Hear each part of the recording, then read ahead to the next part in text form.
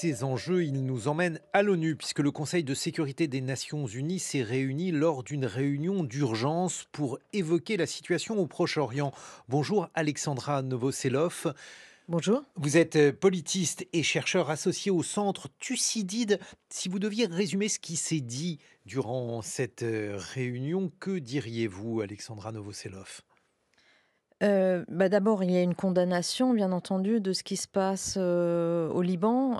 Il y a un appel, à un cessez-le-feu, un appel à l'arrêt, des combats, à la paix, un arrêt à la un appel, pardon, à l'arrêt de l'escalade.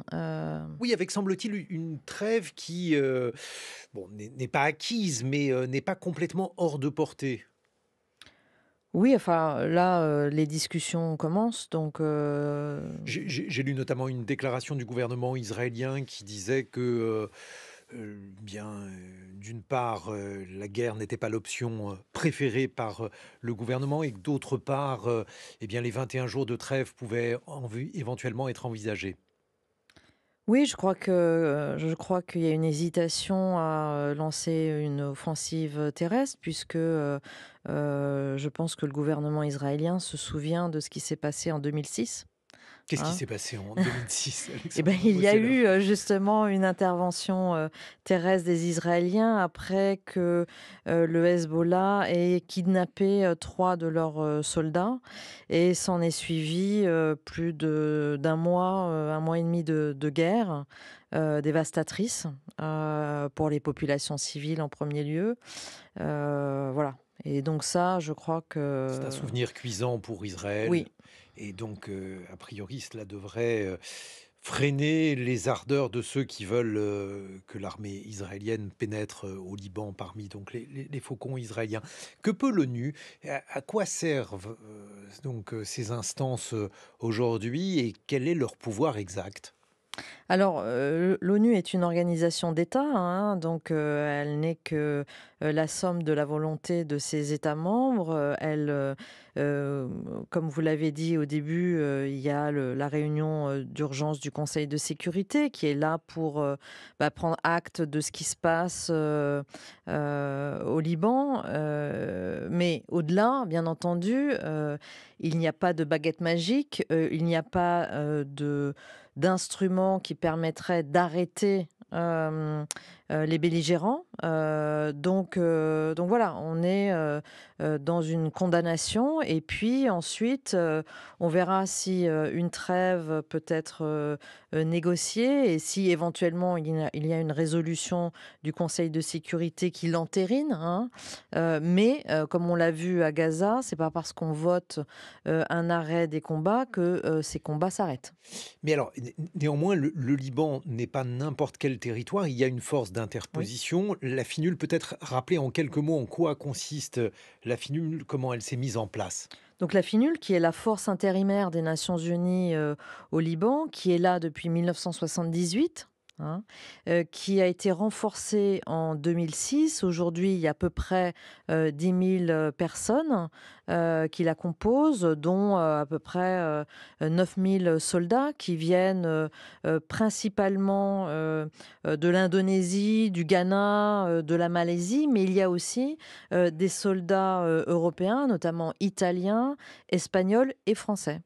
Et ils sont là pour, stabiliser la situation sécuritaire entre le fleuve Litanie et la frontière entre, Israël et le Liban, donc cette frontière qu'on appelle la ligne bleue et cette bande de terre, qui est le sud Liban, et voilà qui mais la FINUL, elle agit en appui du gouvernement libanais, hein. Une opération de maintien de la paix ne peut pas, agir sans le consentement, de l'État hôte et des principales parties, au conflit et en l'occurrence, le Hezbollah.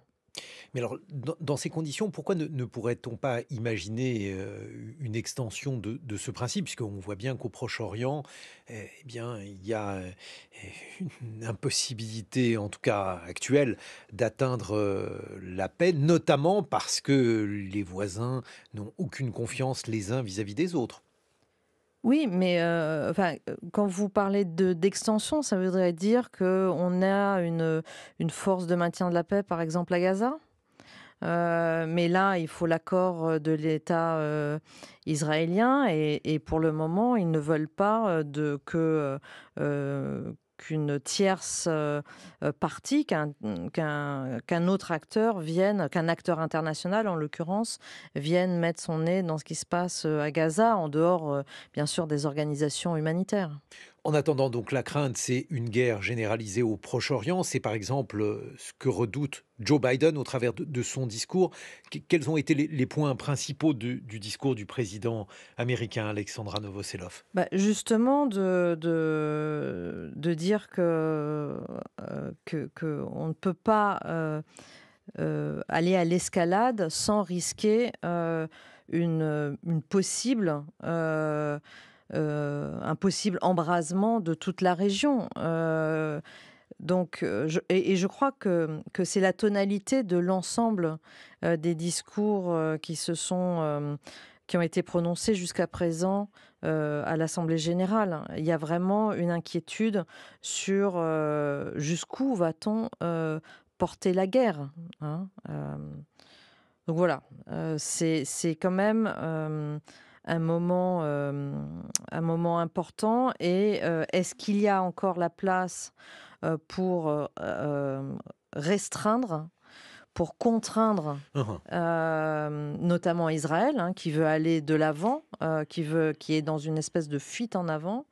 Voilà, la question est posée et pour l'instant on n'a pas de réponse. Et alors évidemment à cela, le gouvernement israélien répond que Tel Aviv a été visé hier par un missile lancé par le Hezbollah, mais un missile qui est évidemment fabriqué et doté par l'Iran. Et donc tout cela fait que le gouvernement israélien explique sa riposte et explique sa volonté de récupérer euh, cette bande de territoire qui aujourd'hui est sous le feu du Hezbollah et a été évacuée par la population israélienne. Oui, mais ça, enfin, ce n'est pas nouveau et les incidents le long de la ligne bleue sont récurrents. D'ailleurs, je voudrais souligner, que l'action de la FINUL, dans ce cadre où, depuis 2006, elle œuvre pour, éviter justement, cette escalade, pour, que, des tensions, ici et là n'engendrent pas des actions, plus importantes à travers un mécanisme, tripartite et un dialogue justement entre, Israéliens, Libanais et puis, la FINUL. Donc, mais à partir du moment où un des acteurs a décidé d'aller au-delà, il y a plus de, possibilité, enfin, là, la FINUL, ne peut pas s'y opposer. Donc il y a une certaine, elle est un peu prise au piège finalement, hein, de cette situation et voilà, elle ne peut pas, faire grand-chose.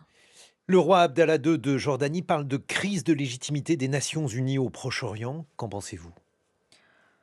Alors on parle toujours de crise de légitimité dès qu'il y a un conflit de cet ordre. Je crois pas. Je pense que, le moment venu, encore une fois, regardez ce qui s'est passé en 2006, au Liban. On a cru aussi à ce moment-là que la finule était finie d'une certaine manière, mais Américains, Français, Libanais et Israéliens ont trouvé des voies, de compromis, des voies, d'un accord, à travers la résolution 1701 qui a, contrairement aux plans initiaux, a, renforcé, cette finule. Mais voilà, encore une fois, la finule, les casques bleus de manière générale ne peuvent pas agir contre, l'armée, d'un État. Bon, l'autre problème en matière de crise de légitimité, c'est le fait que Benjamin Netanyahou, donc le Premier ministre israélien, est attendu à l'ONU alors qu'il a un mandat d'arrêt international contre lui par le biais donc de la Cour pénale internationale. Comment est-ce possible?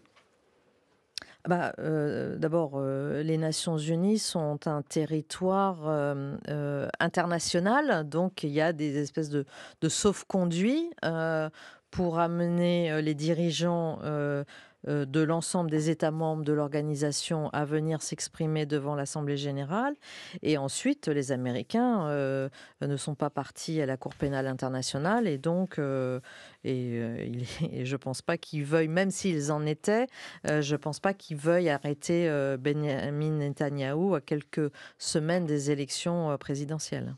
Merci beaucoup Alexandra Novoselov. Je rappelle que vous êtes politiste, et chercheur associé au centre Thucydide et on vous doit notamment le Conseil de sécurité des Nations Unies dans les éditions du CNRS. Merci à Dans vous. quelques secondes,